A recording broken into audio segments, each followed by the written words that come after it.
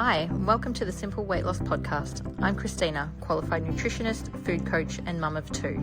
If you're a busy mum who wants straightforward, no-nonsense weight loss advice without all the complicated science talk, or you just want to learn more about health and nutrition in a way that's easy to understand, then you're in the right place.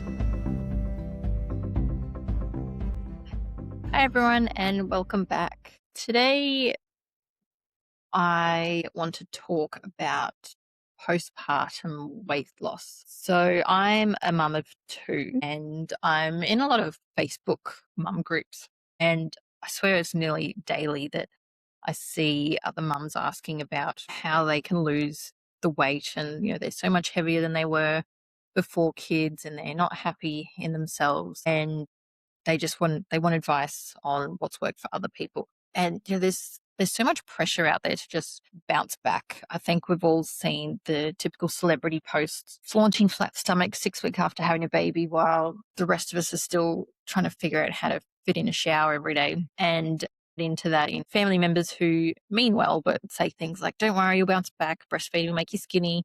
And it doesn't always work that way, unfortunately. I don't know about you, but I barely recognized my body after having a baby, my first baby especially. And I just wanted it to go back to what it was. But we probably don't realize at the time, but these thoughts are adding to the already huge mental load we have as mums, especially a new mum where everything's brand new. You have no idea what you're doing and you're sleep deprived. It just adds to the pressure. And you just think like, how am I ever going to get my body back when I've just got no time for anything? It's just pressure everywhere and there's so much of it. And yes, we would all love to look like we were never pregnant 5 minutes after giving birth, but it's not all about wanting to fit into our pre-pregnancy genes. It's also about having enough energy to make it through the day, feeling like you're able to get everything done that you need to without feeling like a failure because it's 10 p.m. and you haven't brushed your teeth yet. And we want to be able to look in the mirror and recognize ourselves as more than just mum or someone who just had a baby. And it shouldn't be too much to ask for, but for most everyday women, it takes a while to get there and it takes work. And while doing the work to get back to that body that we're happy in and have energy in, we're also trying to heal from growing and birthing a human. It's a huge deal. And maybe it's just me, but it kind of annoys me when I see women post half naked photos on Instagram a few weeks after having a baby and they look like nothing ever happened to them. Like, how is that even possible?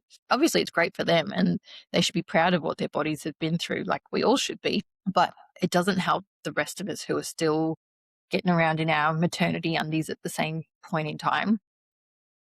And I know we shouldn't compare ourselves to others, but that can be easier said than done, especially when we're all on social media and these kind of photos are just all over the internet right in our faces. So if you're also guilty of comparing, it's completely normal. It's just what we do as humans. But in saying that, it's important to accept our bodies for what they are, even if we're not where we want to be, because it is possible to accept your body for what it is and still want to lose the weight. There's so many messages out there like, love yourself for who you are. You don't need to change. But wanting to change isn't about not valuing or loving yourself. I think it's the complete opposite.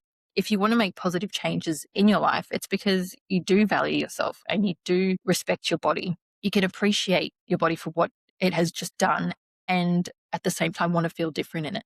It's perfectly okay to want to change something you're not happy with. So if this is you right now, you had a baby not long ago, you want to lose some weight, but maybe you're breastfeeding and you've been told you need to eat a lot to keep your supply up, so you don't want to mess with it. So it probably feels impossible because how do you eat a lot and lose weight? I get it. That was me. After my first baby, my supply was terrible and I kept being told to eat more calories to help boost it, like just eat everything. So I did. I ate everything and I ate constantly. And I didn't worry about it initially, but I was getting married 6 months postpartum, so I didn't want to keep that up and end up gaining weight for my wedding. So after a few months of trying and failing to boost my supply, I gave up on that tactic and I chose to mix feed so I could focus on myself a bit more. Well, as much as possibly can focus on yourself while navigating being a new mum.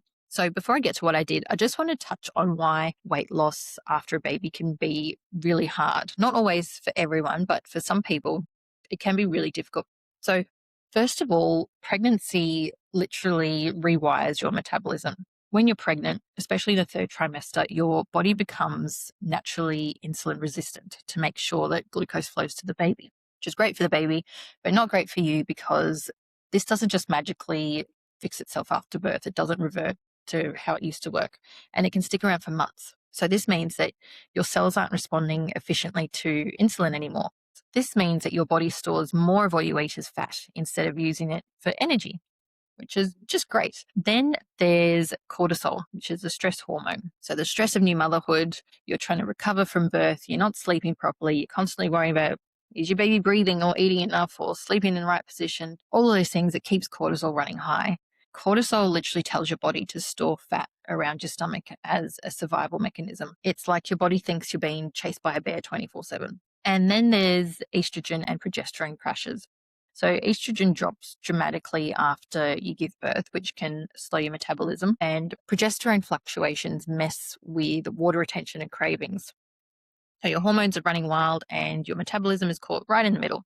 And then there's sleep. So everyone says sleep when the baby sleeps, but it's not always that simple. And unfortunately, sleep deprivation does more to your body than just make you feel like a zombie. You don't sleep, your body cranks up ghrelin, which is the hormone that makes you feel hungry, and it decreases leptin, the hormone that tells you you're full. So you're hungrier and you also can't tell when you've had enough to eat. And on top of this, your body also can't process carbs efficiently anymore because one night of crappy sleep can reduce your insulin sensitivity by up to 30%. And that's not even the worst part. So the worst part is that on all of this, there's more. Your prefrontal cortex, so the part of your brain that handles decision making and impulse control, this basically shuts down when you're sleep deprived, and you end up functioning with an impaired brain, similar to being drunk. So that explains why you're looking for cookies or ice cream at 2 a.m. instead of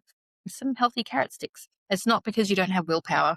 Your brain is in survival mode and it's looking for energy to keep you alive. So much fun being a woman, as if we didn't go through enough just giving birth. So try not to be too hard on yourself if you're constantly looking for snacks. It's completely normal. Now, I also want to talk about breastfeeding.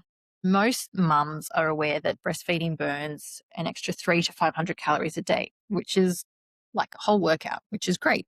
But there's more to it than that, which isn't as commonly known. Even though you're burning calories by feeding your baby, at the same time, your body holds onto fat stores, especially on your hips and thighs, which is usually where we want to lose it from. And it does this as insurance to make sure that you can keep feeding the baby even if the food stops coming. The hormone that makes milk, which is called prolactin, it doesn't just produce milk, it also fires up your appetite and it promotes fat storage. So while you're burning those 300 to 500 calories, you might be eating over 800 calories in one sitting and still feeling hungry because your body wants you to eat to make sure that it can feed your baby.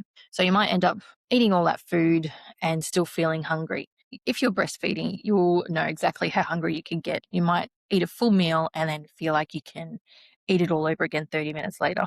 Completely normal. That's just your body prioritizing making the most nutrient dense milk possible, which means it pulls from your fat stores and other nutrient stores as well, but then triggers hunger to replenish those stores. And it's a cycle that can feel impossible to break. So that thing about breastfeeding, just melting the weight off, it might work like that for some women, but not all of us, unfortunately. So the whole calories in, calories out approach doesn't always work for women who are postpartum. So in theory, calories in, calories out, it makes sense. You eat less than you burn and you lose the weight. It's simple, unless you've just had a baby, then your body isn't operating as it normally would. So you've got the combination of chaotic hormones, you've got cortisol through the roof, your thyroid is potentially slowed down, insulin resistance and terrible sleep, constant stress. It all creates this metabolic environment where reducing calories can actually backfire on you. And your body sees aggressive calorie restriction as another threat on top of everything else it's dealing with. So what does it do when that happens? It panics. So your cortisol spikes even higher, which makes your body hold on to fat for dear life, especially around your midsection. And your thyroid hormones can drop because your body's trying to conserve energy, which then slows your metabolism even more. So if you're breastfeeding, your supply can even tank at this point because your body prioritizes survival over reproduction when it thinks you're starving. Plus, you end up so hungry that you binge, and it just creates this restriction binge cycle that's really bad for your metabolism and your mental health as well. So the eat less, move more advice doesn't account for the fact that your body is healing from a major event and possibly feeding another human and operating in a hormonal state that's fighting against fat loss. So This has been a lot, and I've probably made it seem even more impossible to lose weight after having a baby, after all of that, but there's a realistic approach if it's something you want to do. So, the first 3 months after giving birth, that's survival mode. That's it. Your only job is to feed yourself, feed your baby, and heal. So, you should be eating regular meals with enough protein and carbs to support recovery and milk production if you're breastfeeding. And don't try to restrict calories at all during this period. Just focus on the basics: protein every meal, lots of water, light walking, stretching. That's it. Then the next phase, so 3 to 6 months, start trying to increase your daily protein. So aim for about 100 to 120 grams per day. And this will help you preserve muscle when you eventually start to lose fat. And we don't want muscle going anywhere. We need to hold on to that. So focus on eating consistently without cutting out any food groups. And if you're clear to do so, start some light strength training with just body weight or really light weights or resistant bands. The goal in this period is just to rebuild some functional strength. So we really need to get enough protein in to do that. All right, then when you're at 6 months, if all has been going well, you can start increasing your weight training and fine tuning your nutrition with a very small calorie deficit, but keeping protein intake the same. Now, when it comes to weight training, just make sure you've got clearance from your doctor. Some people might take longer to heal than others, or might take longer to gradually work their way up, and that's fine. So really important, again, to eat plenty of protein, because not only is this going to preserve your muscle, but it also stabilizes your blood sugar so you don't have any of those crazy energy crashes and cravings. And your body actually burns more calories just digesting protein compared to carbs or fats. I'm not a huge fan of counting calories anymore. I used to be, but it's way too time consuming, and that's the last thing you need as a mum, is to add to your mental load. And there's really no need to track if you focus on nutrient dense foods as well. Now, sleep. I know you can't control when your baby wakes up. Trust me, I'm well aware. I'm still living through multiple wake ups every night, but you can do some things. So keep your bedroom dark and cool if you can. Get blackout curtains or a sleep mask, because that will maximize melatonin production during whatever sleep you do get. If you can, take shifts with your partner if that's possible, to try and get at least one long stretch of sleep. And also nap when the baby naps. So if it's your first baby, you may be possible to do this. If it's second and you got both of them at home like I do, it's pretty much impossible. But even if you can just get 20 to 30 minutes, it will make a difference. Even 6 hours of broken sleep is more valuable when you're trying to lose fat than adding in an extra workout, because it lets your hormones regulate and your muscles recover and your brain function like a normal human again. But without enough sleep, if you're exercising, this just ends up becoming extra stress, which is not going to be helpful. So I know I've thrown a lot of information at you just then. So in a nutshell, here's what to focus on. So enough protein, so 100 to 120 grams daily. This will help you keep feeling full. It'll preserve muscle. It'll stabilize blood sugar. And also add in some form of daily movement, even if it's just 10 minutes. Being consistent is going to be much more beneficial than trying to get a really intense workout in. Plus, making sure you're moving improves your insulin sensitivity and your mood as well. And staying hydrated. Aim for at least 2 to 3 liters of water, and more if you're breastfeeding, because when you're dehydrated, it feels like you're hungry. And you'll also end up losing your milk supply as well if you're not getting enough liquids in.